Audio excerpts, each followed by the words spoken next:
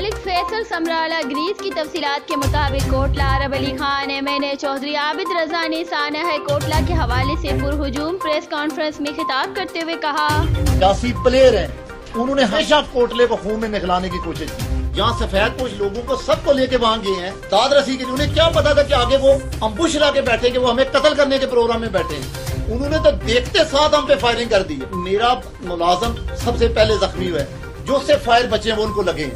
मेरे गार्ड, ये मेरे लोगों ने तो वो फायरिंग की नहीं, जब फायरिंग तो उन पे हुई है।